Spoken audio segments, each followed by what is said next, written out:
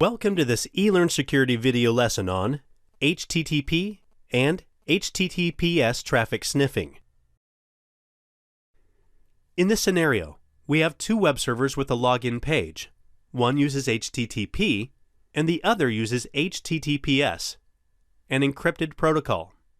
The address of the first server is 10.54.15.68. As you can see, we are presented with a login page. To study the web application, let's first try to log in with some wrong credentials. The application shows us a warning. Going back and logging in with the correct credentials, ELS student,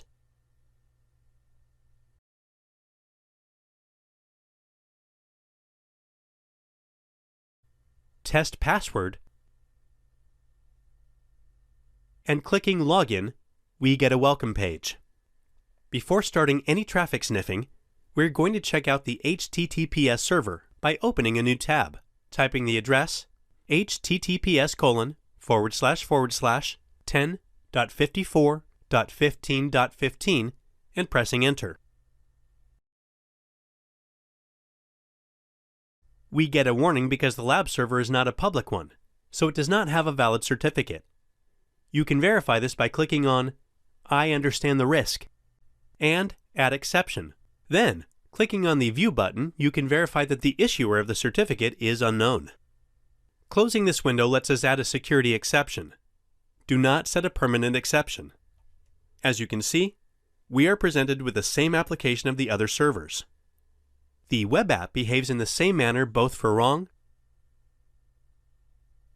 and correct credentials.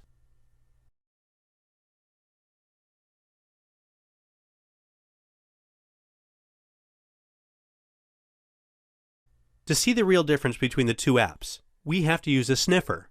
So we switch back to the previous tab and open Wireshark by going on Applications, Kali Linux, Sniffed and Spoofing, Network Sniffing, Wireshark. You can also run Wireshark from the Top 10 Security Tools submenu. You can close the two warning windows as we can safely run Wireshark as the root user in Hera Lab.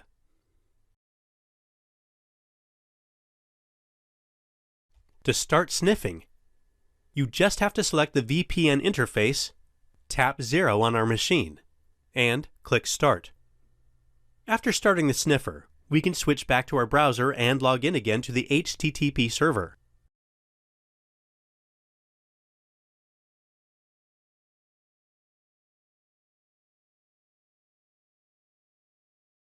As we test with some wrong credentials, the sniffer records the traffic between our web browser and the server. This part of the window lists all the information exchanged by our computer and the server.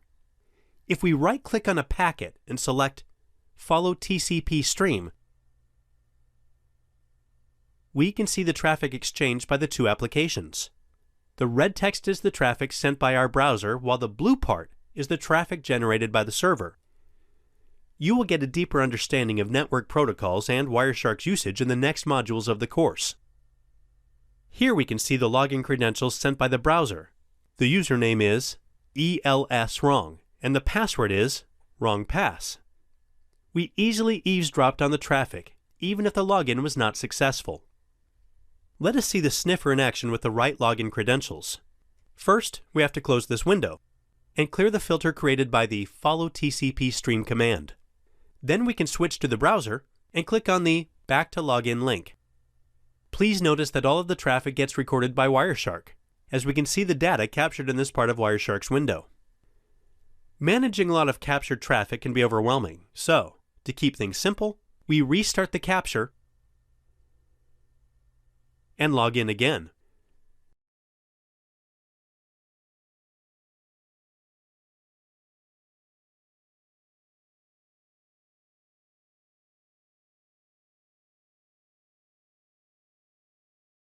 We are now logged in and the sniffer captured some traffic.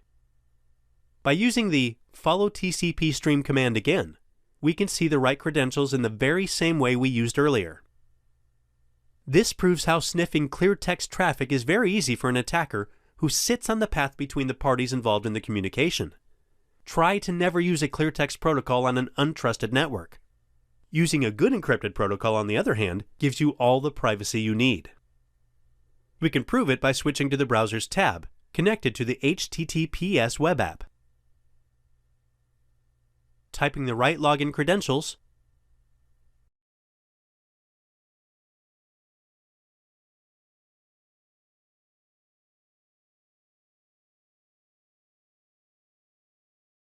restarting the sniffing process, cleaning the Wireshark's filter, and clicking on the Login button in the web page. We logged in correctly, and now it is time to look at the traffic captured by Wireshark.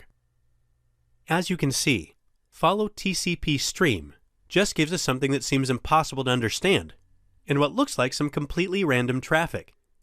We can still tell the traffic sent by the browser and the server apart, but we cannot understand it, even if it is just a simple login to a web application.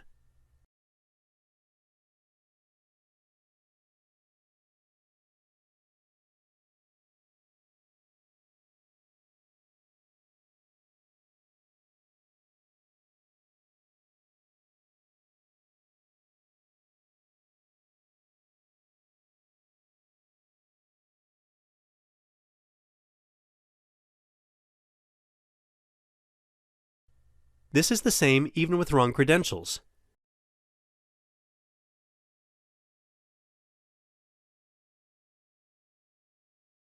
Encrypting the traffic protects it from eavesdropping, no matter what. As you can see, we still cannot understand what information the client and the server are exchanging. On the other hand, if we sniff the traffic of the clear text web application,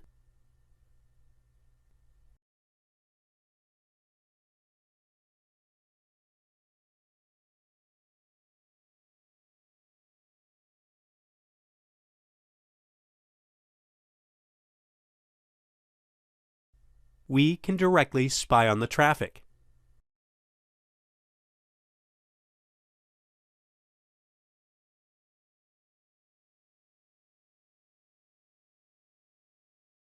We can now close Wireshark without saving the captured data and disconnect ourselves from the lab. And this concludes this video lesson on intercepting HTTP and HTTPS traffic. Thanks very much for joining us.